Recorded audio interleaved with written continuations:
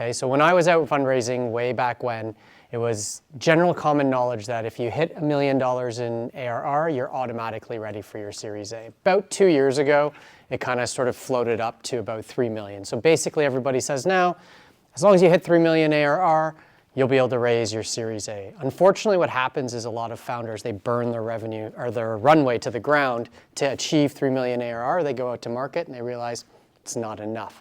So that's what we want to talk about today. We want to talk about what investors are actually looking for and what's the story they actually want to hear. As Jay said, I help founders prep for their Series A, and then I help them run processes to get multiple term sheets. So we're going to talk a little bit about a $10 million Series A where Ignacio got 7 term sheets. We're going to talk about Charlie's Myo One's $12.5 million Series A for a medtech company where they got 4 term sheets. We'll talk about a $21 million Series A last year where they got 10 term sheets after a 37-day process. And then we'll talk about a YC-backed company that just got announced. It was a $50 million Series A where they had got 2 term sheets with it as well. Everything I did with those companies always started with this framework we're going to talk about today. And my goal with it is that you guys can use this as a roadmap to get from wherever you are all the way to Series A and beyond. Anybody familiar with Zig Ziglar? Yes.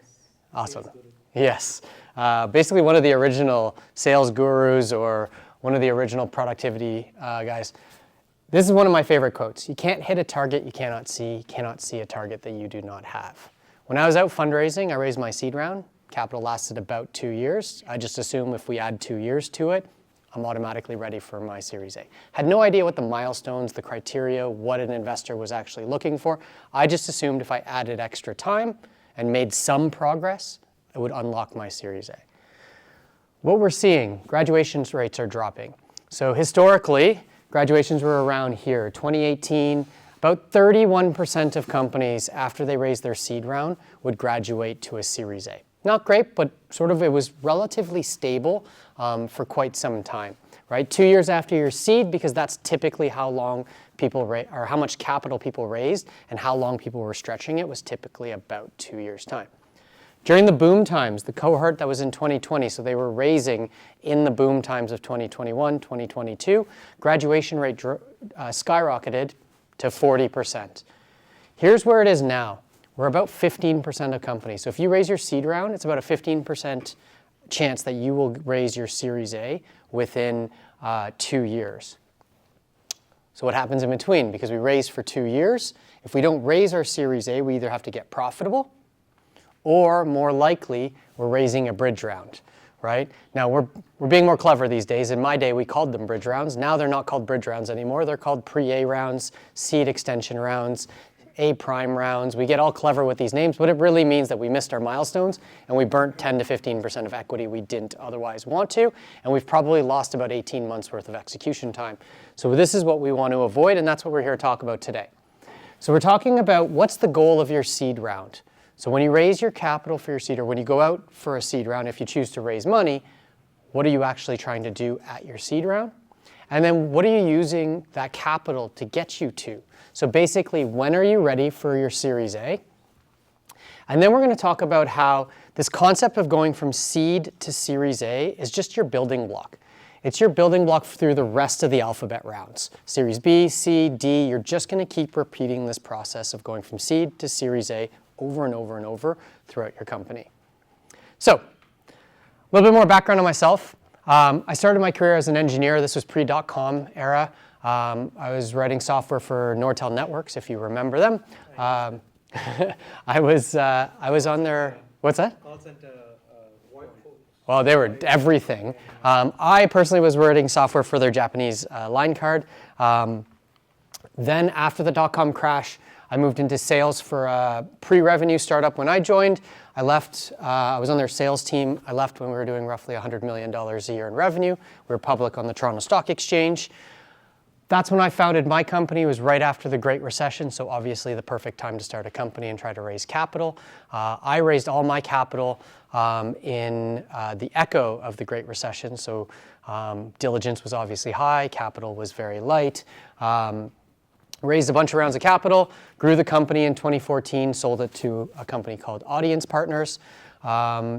There I became the CTO and head of product for audience partners, and then 3 years later we sold that company to Altice USA as the 4th largest cable company in the US.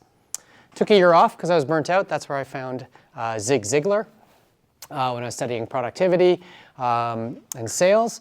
And then Mars IF was my first institutional investor.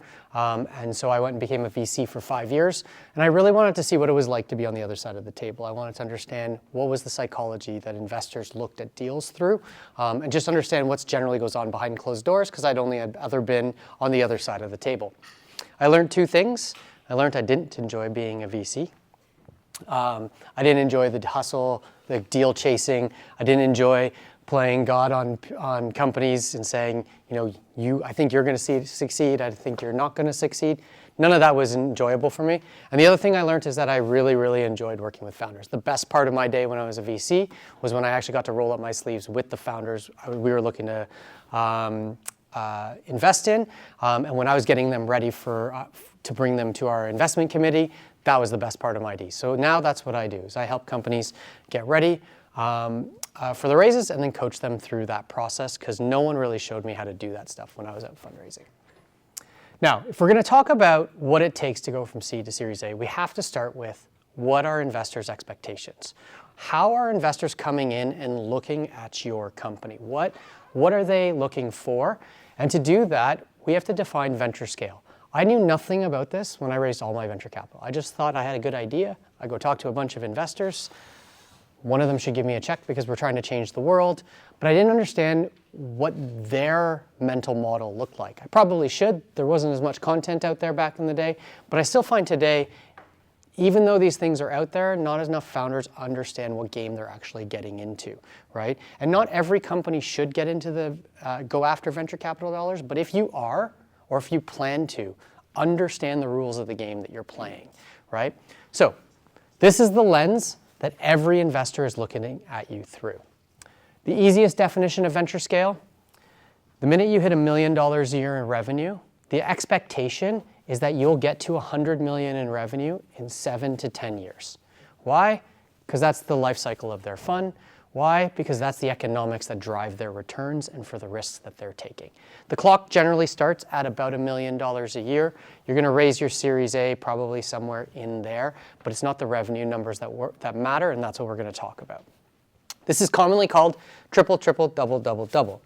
You hit $1 million, triple revenue the next year, triple revenue the year after, double, double, double. That'll take you to $100 million.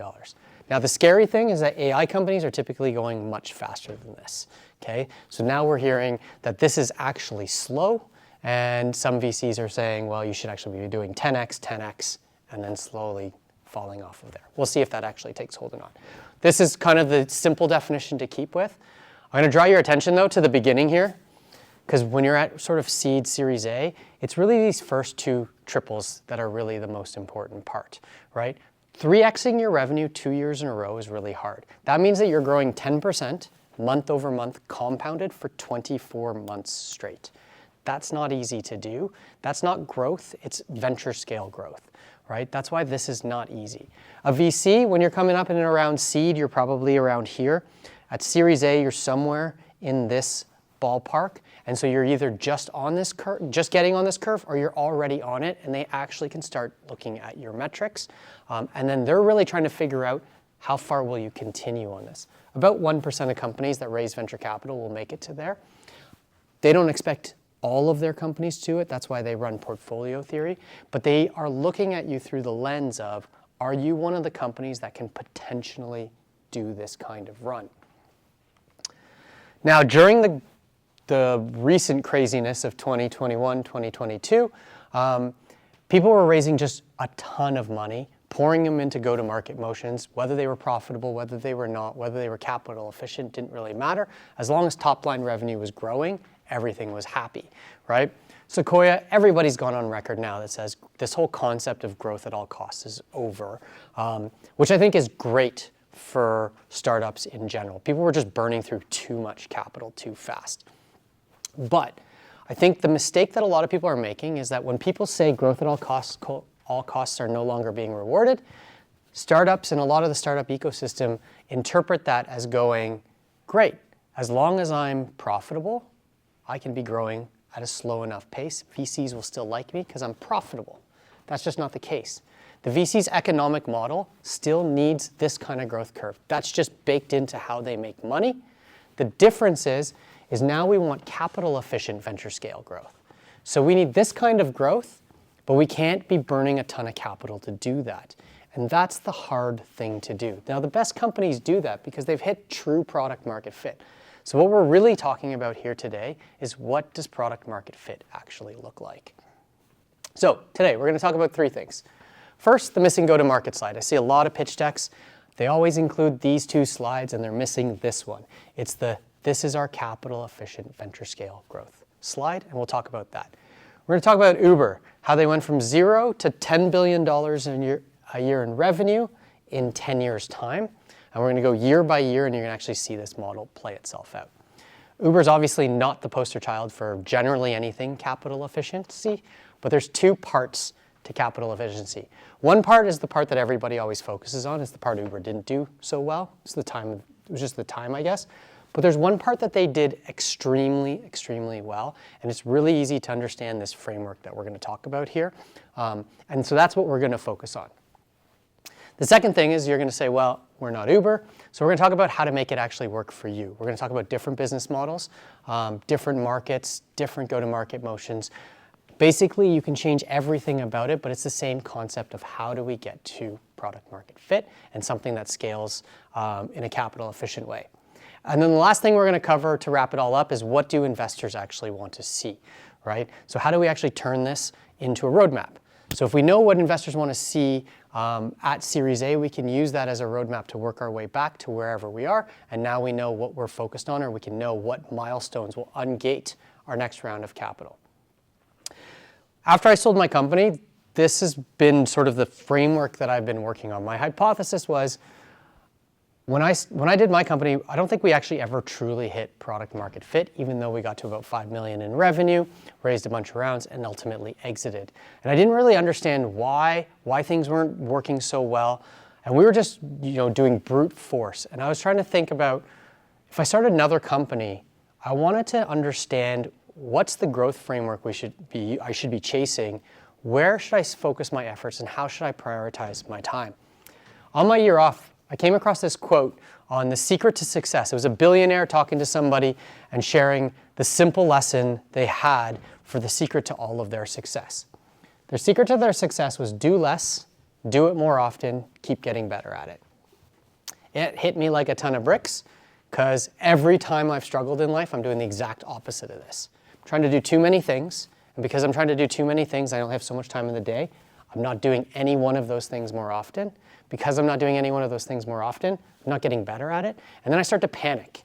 Well, that tactic didn't work, so I'm going to jump to another tactic, and then another tactic, another tactic. What happens? It's a negative feedback loop. Now I'm doing even more things, and I'm getting worse and worse and worse, right? Secret to success for your startup is exactly the same thing. Step number 1, find something that works. Once you have something that works, do it more often. Let's get on the venture scale curve and actually scale it up. Once we've done that, we've earned the right to now find more things that work.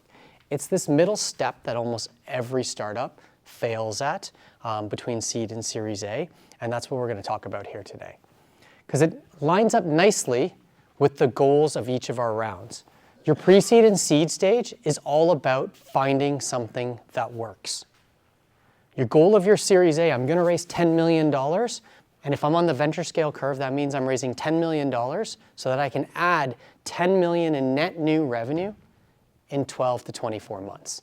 That's the pace that I have to be scaling at. The only way I can spend $10 million in a capital efficient way is to take what already works and do it more often. Once I've done that, I've earned the right to start filling in the rest of my vision, right? I call this the vision valley of death right here, because when you raise $10 million, what do most founders do? It's like, cool, I did this one thing over here, but I really want to do all of these other things. And they just start spreading themselves thin, and they just grow at a much slower pace, right? And so that's what we need to avoid. So we're going to talk about Uber, but we're also going to talk about the exact opposite of Uber, an enterprise sales play, long sales cycles, big deal sizes, enterprise sales, so B2B. We're going to talk about a B2B SaaS company, so plain vanilla. We're going to talk about a consumer company, and we're going to talk about a moonshot or a deep tech company. All of these companies follow the exact same model on how they hit venture scale, so we can be sure that it'll work for us as well. Okay, number one, missing go-to-market slide. Here's how most go-to-market strategies are presented, which arguably makes sense because we do need to talk about this anyway. Here's how we make money, and here's how we're going to grow. How we make money is usually done in two parts, one slide, two slides. It doesn't really matter in your pitch deck. First part is, here's how my pricing model works. So when I was a VC, I would notice that all of us around the table, whenever a founder was pitching, the thing we're doing the most is we're starting to build your financial model in our heads. And to do that, I need to know how you make money. What's an average customer worth to you? What's the details behind your pricing model? Do I understand it? Do I believe it? All of these things, super important from a foundational level. The second part on how you make money is your go-to-market tactics, okay, or go-to-market recipes. Unfortunately, most people confuse go-to-market tactics with their go-to-market strategy, right? So go-to-market tactics, product-led growth, sales-led growth, community-led, content-led, paid ads, BDRs, SDRs, all sorts of different tactics to choose from. But that's how your business model works, but it's not your strategy. These are just foundational elements to how your company actually works. Now, once we have this foundational part, here's how what everybody jumps to say how they're going to grow. First, I'm going to do this thing called Uber Black. Then I'm going to do this thing called Uber X. Then Uber Pool. Then this other thing called Uber Eats. We're all going to be rich. Do you want to invest? Okay. All we here as a VC, we've got this thing called Uber Black. Then I'm going to grow by doing something different, and then by doing something different, and then by doing something different again. And what does different mean? Pardon? More risk, expensive, slow, untested. Basically everything that's the opposite of capital efficient venture scale growth, right? But this is how everybody talks about how they are going to grow their company to an investor. And then they ask them to invest. So we're missing the most important slide, right? We're missing how are we going to hit capital efficient venture scale growth? More specifically, how are we going to take money and grow at 10% month over month for the next 24 months straight? Because that's the capital deployment window that we are looking to raise money for. So the most important part of what we're trying to raise the money for is completely omitted from almost every pitch deck that I see. These days, as diligence is going up, everybody's getting better at storytelling, which is great. I think it's really, really important. But what we're missing now is how are we going to use the capital that we're going to raise? We're trying to raise $10 million to add $10 million in net new revenue in 24 months. How are we going to do that is typically missing from almost every pitch deck. It's not that it has to be in your pitch deck. It's that that's where all the diligence is going to be. The investors want to know, are you going to get to Series B? Are you going to get to that downstream spot? If we know what this actually looks like, we can start doing work-back plans on how much money do we need to raise at our seed round? What do we actually need to unlock to complete to unlock our seed round? When are we ready for our Series A? All of a sudden, all of this starts helping us figure out what our plans are. So we're going to talk about Uber. We're going to go year by year. You're going to watch in 2011, this is when they raised their Series A, and we'll see what actually happened there, what they did with it, and we'll see how this kind of became a building block for them. Okay, everybody have a TAM slide in their decks somewhere? All those TAM slides, I'm guessing, are hopefully at least over $1 billion, probably some in the tens of billions, if not in the trillions of dollars. People are smiling a lot because they're probably like, oh my God, that's me. Yeah. VCs, this is where VCs whiplash you, right? Is they go, you need a massive market, okay? And so Uber's was a $4.2 billion time, arguably pretty small at the time, or now. This is the problem though. Every startup, including Uber, you start with limited resources. There is no way that any startup can tackle a $4.2 billion market as a startup, okay? So what did Uber do? 2009, they were founded. They raised a $200,000 pre-seed raise. Founders put the money in themselves. Pre-seed round, $200,000 is a small pre-seed round, especially by today's standards. At the time, still relatively small. They started with Uber Black in San Francisco. You probably knew that. How big of a market do you think Uber Black in San Francisco is, roughly?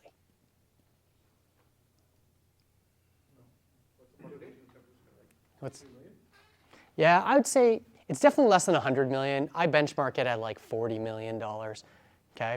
For all of Uber Black in all of San Francisco, maybe, right? That's like the black car market in San Francisco, let's say. No matter what, it's far, far, far less than $4.2 billion, okay? That's where they started. They didn't try to do some in Uber Black in San Francisco and then do some in Toronto and then do some in this city because they had a physical limit with cars, had to be all in the same spot, okay? Startups that are software-based don't have that limitation, so we start making a lot of mistakes because we don't have that physical limitation. First step, we got to find something that works. For them, they raised a $1.3 million seed round, still a small seed round at those standards and sort of today as well. But they got Uber Black in San Francisco to $1 million in net revenue to the company. Okay, so now they have something that works. Now this is where things get interesting. What do most startups do? They go raise their $11 million Series A, generally about a Series A today. This was the beginning of 2011. They've got a blueprint in San Francisco that prints $1 million a year. What do most people do? Uber Black's not my vision. We were called Uber Cab to start with. Let's launch Uber X, and then Uber Pool, and then Uber Eat. We got flush with cash right now. We've never seen this much more money, right? I'm gonna hire teams upon teams upon teams. What did they do? They took Uber Black from San Francisco, and they just went copy, paste, paste, paste. Each one of those blueprints is $1 million, and they just go $1 million, $1 million, $1 million. They went $1 million to $5 million in less than 24 months. Would they have likely presented it that way when they're raising that next round? Would they have presented it that way? I didn't see their deck, but I'm guessing that's what it was. They struggled to raise their Series A, and we'll talk a bit about that, because no one believed that it would work outside of San Francisco. Okay. That was their fastest way to grow. Now this is a relative thing. Uber Black in San Francisco was burning cash, right? So if you take something that's burning cash and you just repeat it, it's probably gonna burn more cash, right? But that's okay, that's the times that we were in. But from a relative basis, the fastest and most capital efficient way to grow is to take something that you already know works and replicate it, right? We've heard these things, rinse and repeat, right? Copy, paste, paste, paste. Like, we know that this works. Well, what do most startups do? Is I've got something that works, cool, let me do something different. So you know you're ready to scale when you say I'm gonna grow by doing the same thing over and over again. If you're gonna say, I'm gonna grow by testing something new, launching a new product, entering a new market, using a new go-to-market motion, if that's your growth strategy, you're probably not ready to scale because you have some de-risking to do. Our goal with our Series A is to shift out of experimentation mode and into execution mode. It's the only way we are gonna be able to add 10 million in net new revenue in less than 24 months, which is the definition of venture scale growth, and that's what we're working backwards from. What does that mean? They raised a Series B in less than 12 months. No one says you have to wait a certain amount of time. It's all milestone-based, not time-based. The faster you go through these milestones, the faster you can scale. They raised a $37 million Series B at the end of the same year in 2011. Now, if you take 20% of $37 million, that's roughly $8 million, right? That looks like another Series A inside the larger company. So they can take 80% of that capital, double down on Uber Black and scale, and continues to scale that. And then they can take 20% and start experimenting. A folly that we usually get in startup land is just because this works and has product market fit doesn't guarantee that this one's going to. The minute we change a variable, we change the market, we change the go-to-market motion, we change our product, we're back at square one and we have to retest and experiment. Now, if we do our job right and we pick this next one intelligently, this should get to product market fit a lot faster than this one did because we have a base to grow off of, but there's no guarantee. We see this all the time with companies. Amazon failed with the Fire Phone, Google's failed with countless projects. Just because they have one thing and a huge audience that works doesn't mean they're going to be guaranteed success in the next thing. But this is where we start launching our expansion strategy. Most companies try to launch their expansion strategy too early, and this is why they struggle between seed and Series A. So They took that money, they doubled down on Uber Black, they took it from $5 million to $15 million in 12 months, so that's 3x at scale now, and they used that money to start testing and repeating the same process with UberX. First, make sure it works one place. Once it's confirmed that it works one place, then we can start scaling it out again. 2013, they raised a $360 million Series C. They went from $15 million to $105 million in 12 months. Most of that revenue growth is coming from UberX, but still a large percentage is coming from Uber Black. Then they repeated the process again. We're going to keep finding more things that work. They go from $105 million to $500 million. All that revenue is coming from those two, but they start testing Uber Pool next. Then they went from $500 million to $1.5 billion, so 3x again at incredible scale. And they start launching and testing Uber Eats. Then from 2016 to 2018, go from 1.5 to 3 to 7 to $10 billion. That's 0 to $10 billion in 10 years. All of it's being now driven by basically these three product lines and a bunch of experiments that really haven't paid off since then. And that's how they did it. But it all started here. First, they have to find something that works. Once they have something that works, they actually have to prove that they can do it more often and scale it up on the venture scale curve. Basically, that $1 to $10 million initial part of the venture scale curve, that's the do it more often. Once you've done that, you've earned the right to start repeating this process. What you hopefully will see is that this becomes a repeatable building block that's going to last you throughout the entire part of your company. Usually around $10 to $30 million in revenue, you need to launch a new product to keep your venture scale growth curve up if you want to hit $100 million. There's a bunch of studies out there that show that. My 01 here, when we started working together, they were struggling with a common thing that I find startups struggle with is how do you balance between showing a giant vision and I'm just a startup with limited resources and I've got to start somewhere, right?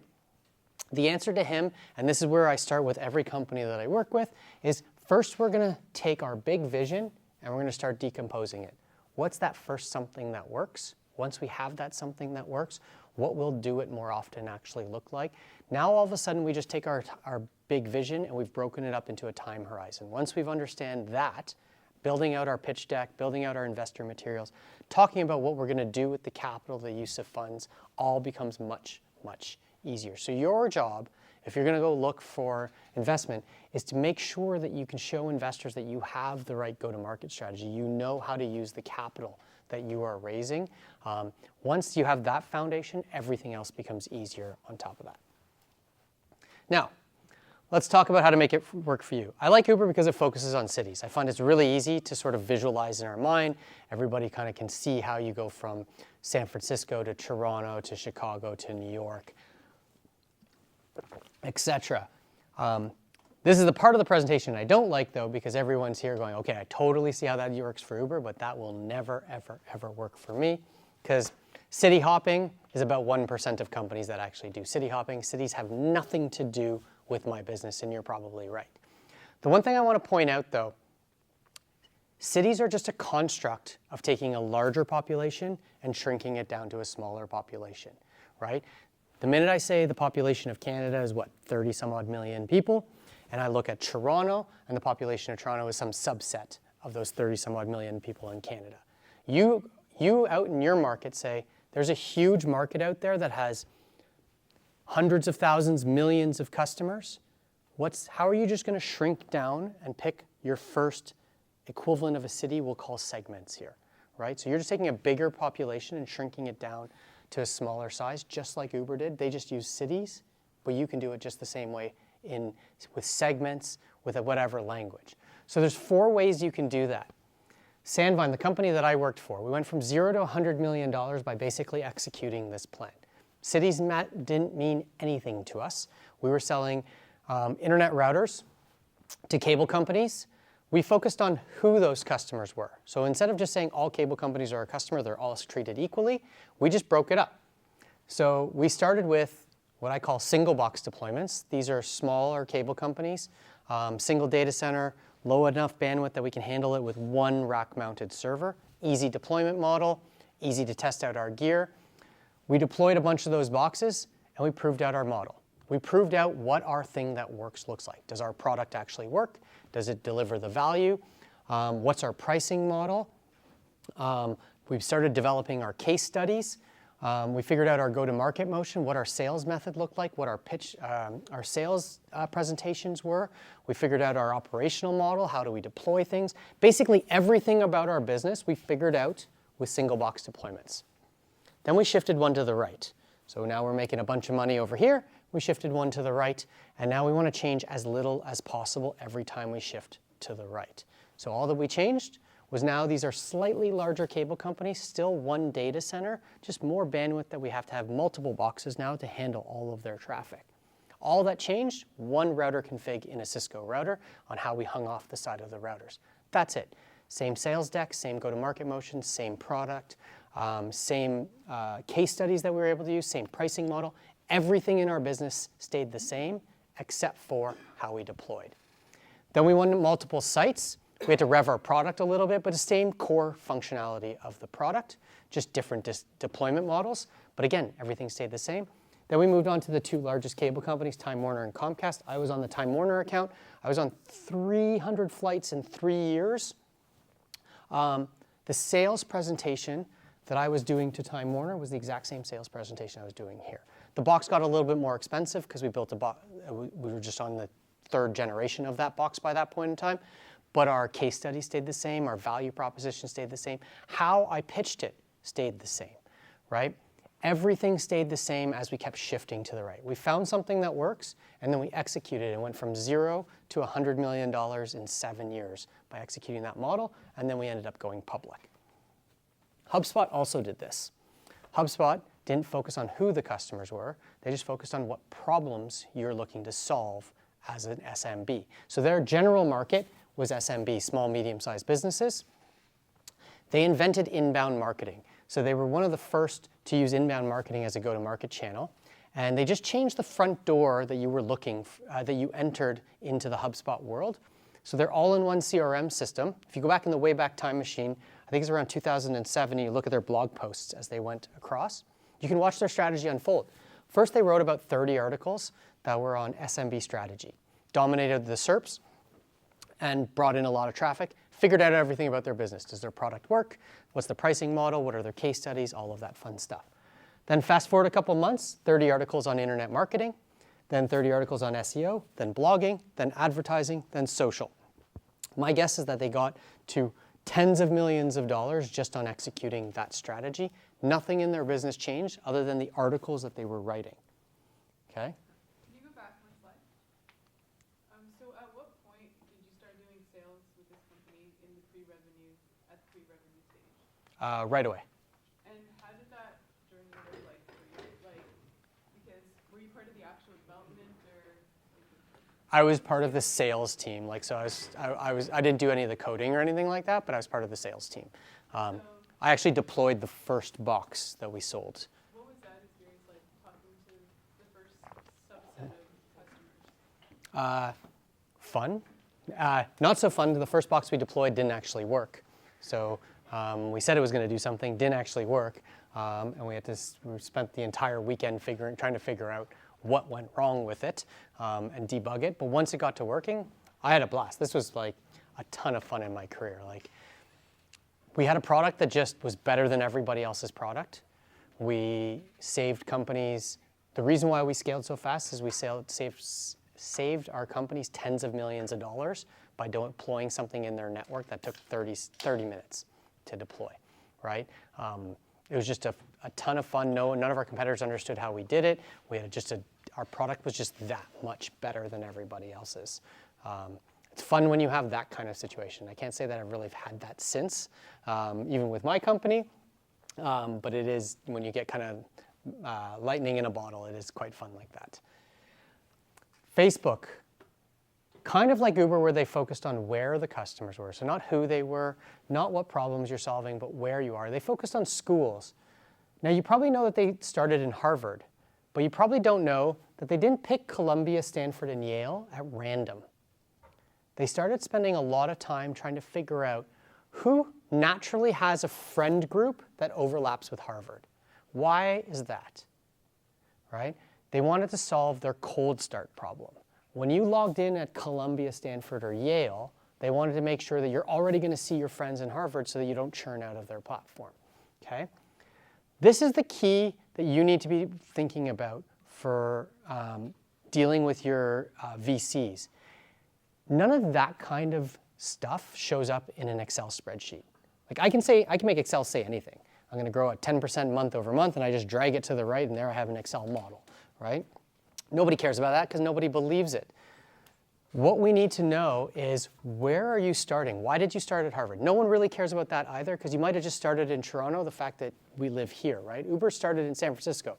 Whether they started in San Francisco, New York, Chicago, Toronto, didn't really matter. What really mattered is, where are you going next and why, right? What's the tactical advantage that these ones will give you after you've won your first segment that you're going after? That's really what an investor wants to understand, that you know your market as they are going into diligence with you. And most companies fail dramatically at this. They just say, everybody's my customer. My market is huge. Trust me with the money. Let's move on and make some money. SpaceX.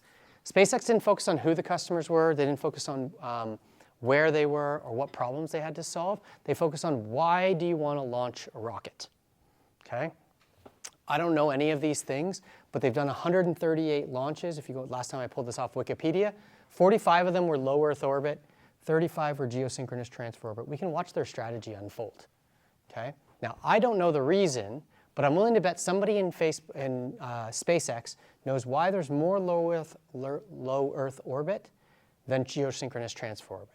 There's more of these than of medium high Earth orbit, and so on and so forth, right? Could be that their product works better for these ones. Could be that there's just more of these customers and more of a demand for it. Could be a little bit of both. Could be that they come from those markets. It doesn't matter, right? The point is that in diligence for your company, you need to be able to describe why you picked this strategy, and you need to be able to back up each and every one of those verticals there, at least for the first couple of ones, because that's really what a company is trying to, VC is trying to diligence you on. Because your first $10, $20 million is going to come from those 3 or 4 verticals right there, and if you don't understand them better than anybody else, the VC will pass. And what are they going to tell you? You're too early. That's it. They're not going to tell you why. They're not going to dig in with you. That's not their job. It's your job to understand your market. For Max's $21 million Series A, when we did this exercise, it turned out that one of their initial slices was dramatically better than all the other ones. Our sales cycles were shorter, the customers were stickier, the customers got more value out of it. So once we understood that, then we started to re-architect our entire go-to-market strategy, our entire use of funds around, why are we starting here and where are we going next and why? And where are we hiring salespeople? What kind of salespeople we're hiring?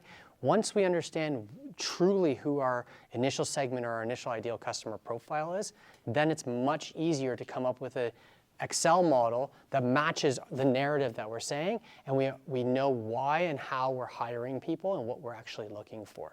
Again, this is what diligence will all be about, is not just, can you put numbers in a spreadsheet that show venture scale, because everybody does that, right? And nobody believes it.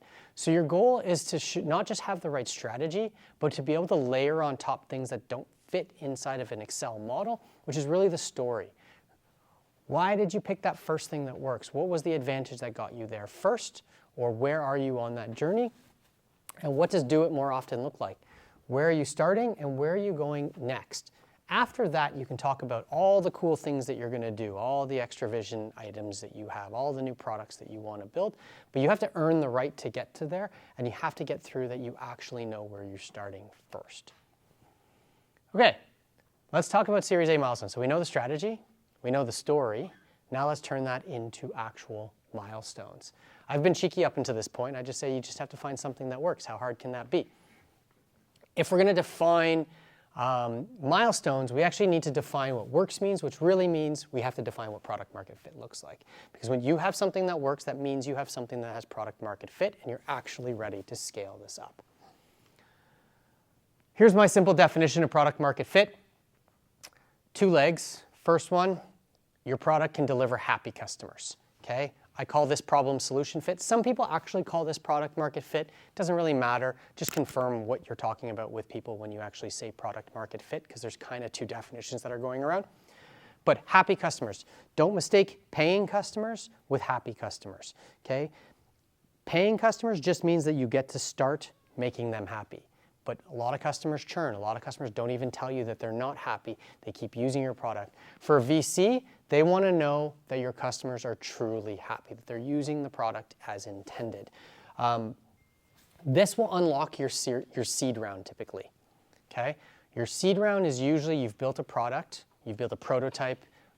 Unless you're a deep tech company, you've built a product, it's in market, customers are actually using it, whether they're paying you or not always the most important thing. It's the fact that they're using it, and you'll hear investors say things like, are they engaged? Are they sticky? What's their retention rate? Those are all questions around, are the customers actually happy? Once you've identified that and you understand what makes a customer happy, and that usually means not all customers are treated equal, these customers are happier than those customers. So once you can describe that to an investor, or at least to yourselves, the second part of product market fit is you now have a factory that can go and get more happy customers. Everyone basically calls that go-to-market fit. It's just a question on whether product market fit includes that or doesn't include it. And that's your key to, yes, I am actually ready to scale. So this is a factory that can go get a lot more of these. Basically $1 million more worth of that. Elon Musk, when he was building the Tesla Model 3, had this quote. They were really struggling with it. This is back in 2009. And he said, building a factory is 100 times as hard as building a car. So they had already launched the Model 3. They had those cars out on the road. They struggled like a lot with building the factory. I think that maps nicely to this kind of definition of product market fit. That's hard, right? You're doing something completely new. You're inventing a whole new product. You're getting people to use it in a whole new way. You're convincing them to actually use it. All of that is very, very hard. That generally takes you 2 to 3 years to actually do that part of it. What happens? Someone gives you $5 million because it's your seed round, and you think, cool, the hard work's done. How hard can that be? Now that I've built the product and the hard part, how do I go and actually get the product in the hands of more customers? And we generally underestimate how long that takes. Okay, that typically takes 18 to 24 months. For most founders, that is 100 times harder than actually building the product itself. Not for everybody, but for most. In my opinion, this is the reason why we're seeing so many bridge rounds and the graduation rate drop between seed and Series A, is founders just underestimate what it takes to get to that point. Your Series A is after you've proven out the beginnings of go-to-market fit. You haven't necessarily scaled it up, but you've proved out the beginnings of it. So if we're going to build a roadmap, we need to define what a factory is. 4 steps to your factory. It's everything that you need to find customers, win those customers, deliver value to those customers, and retain those customers, all in a repeatable and scalable way. The key word here is repeatable. Okay? Here's my simple definition of repeatable. You've done something at least 10 times. Okay? What happens for a lot of companies? You can get to 3 million, 5 million ARR these days on founder-led sales. That's not repeatable because you've done it once. Okay? I sat on a board of a company. They got to $5 million in ARR, convinced someone to give them $10 million. What did they do next? They hired a VP of sales. They hired an entire sales team. But guess what else they did? They hired engineers. They hired product. They hired customer success. They ramped up every other department in their company. I bet you can guess what happened next. Sales didn't work. What worked with founder-led sales didn't transfer over to that sales team. How long did it take them to figure that out and actually fire that entire sales team? About 9 months. The capital originally was going to last 2 years. They burnt through 9 months of it, but sales didn't track. But expenses did track. So what does that mean? Their 24 months of runway was about 13 months of runway. We're 9 months in. We have 4 months of runway before we're out of cash. Okay? It happens too often. This is your key metric to, are we ready to scale? We can't do it. We're not ready to scale something if we haven't proved that it's actually repeatable first. Repeatable comes before scale. So we need to prove that every single bolt in our factory, everything that we do on how we find, win, deliver value, and retain, every tactic that we use, every resource that we're using has to be repeatable. Otherwise, we have risk points in our model. This is why there's not a single definition for product market fit, because every business is different on how they execute this, even if they're competitors. But let's look at how this played out with Uber and when they actually hit true product market fit. So Uber scaled with cities. Here's their city expansion schedule. So in 2010, they launched San Francisco. Arguably, everything was repeatable there within weeks. 10 drivers, more than 10 users that took more than 10 drives. They were sponsoring tech events. That's how they initially done it. So my guess is that it didn't take them long before they sponsored 10 tech events. All of that became repeatable. Took them about a year. Then they launched New York. They struggled at their Series A because no one believed that anything that was repeatable in here would repeat in other cities. Okay? Took them about a year to go to there. Took them about 6 months to go to Seattle. Then it took about 3 months to go to Chicago. And you can see the pace starts to accelerate. Why do you think that is? My guess, the playbook that they used to launch here just didn't exist. They had to recreate the playbook here. The playbook between here and here was probably dramatically different, but it got less and less and less. Anytime you learn something, right? The first time you do something, the second time, the third time, around 3 to 10 times is when you start understanding how the system works, and then around 10 times is when you can actually operationalize it or train someone else on it. This is when they hit their 10th city, and look what happened next. They go purely exponential. Okay? That's what happens for every company that's out there. It just depends on what is your actual go-to-market motion, what are the parts that sit behind your factory. All parts of your factory for you to actually truly scale need to be above 10. That doesn't mean that that's when you raise your Series A. It becomes dramatically easier to raise your Series A once you have a repeatable system that's ready to scale. But this tells you where you are and what points are, where the risk is in your model. This $50 million Series A here, they had all the metrics that were needed to raise their Series A. One of the things we had to do, though, is we had to convert those not just into high-level traction metrics, but we're all the leading indicators to that to show that we were actually ready to consume this kind of capital, right? That we knew how our model worked, that we knew what repeatable looked like, that we knew that what scalable looked like, that we understood how our factory worked and how we were actually going to use that capital. So what we need to do is not just show them that investors that we have the right strategy and tell a story around it, because we're all getting pretty good at storytelling, or the industry in general. When you get to that kind of capital at a Series A, you need to actually back it all up with the right signals. And those signals are those leading indicators that we have a factory that's going to be ready to scale. Behind what our thing that works is, behind our ICP, that we've tested it out in the next few ICPs, and we've probably started to de-risk something out over here. We need signals across the entire gamut of everything that we're saying to be able to consume that level of capital and grow at the speed that we need to at around Series A. So just to wrap up, like I said, I help founders prep for their Series A and help them get multiple term sheets, but every company that I work with starts with this framework. We spend 2 or 3 sessions just figuring out what this looks like for the company. Once we do that, everything becomes easier. What our pitch deck's going to look like, what our use of funds is going to be, what our investment memo is going to be, who are the right fit investors, how we're going to know whether the investors are asking the right questions and giving us the right buying signal, how to disqualify investors.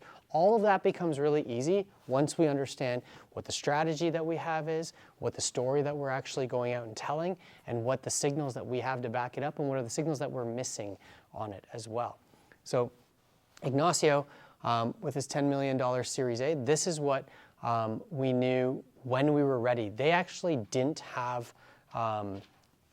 the general benchmarks from a traction standpoint to raise a Series A, but we had figured out what their version of this go-to-market strategy was and product market fit, and we had de-risked a lot of the leading indicators to it, and we went out to market to see how investors were actually reacting to it, and that's how we were able to get 7 term sheets for their Series A. Maxa, same thing. Once we understood what this looked like for them and what signals we needed to show that we were ready to scale, that told us that we were actually 10 months away from our Series A, but we had a roadmap that he was able to execute against, and that's how he was able to get 10 term sheets for his 37-day process that he ran, because we laid all the groundwork in advance of it. And then this $50 million Series A, like I said, once we understood what worked in our company, what didn't work, where we really had product market fit, not just the larger opportunity, we were able to figure out what are the best types of investors and how to position it to those types of investors. Common mistake everybody makes is that they try to make their business attractive to every investor, right? We actually want just the investors that are right for us to love our business, and everybody else we're okay if they don't, right? And this investor here just said, like, I know how to scale your business. I'm going to give you a term sheet. You're going to love it. And we're like, sure, let's see about that. It turns out that the term sheet was just amazing. And we signed that one basically right away. It's the same process I work with every single company. That's my goal here with you, is that you can understand what this framework is to figure out what your large vision is and start breaking it back into a roadmap to what's your first thing that's going to work. And then what will do it more often actually look like for your company? Who are those customers? What problems are they solving? Where are they? Why do they want to solve those problems? And where are you going to go next with it so you can actually focus your resources as you're going? That's my last slide. I don't know how we did on time there. That's a QR code. Follow me on LinkedIn. I post a lot about this stuff online.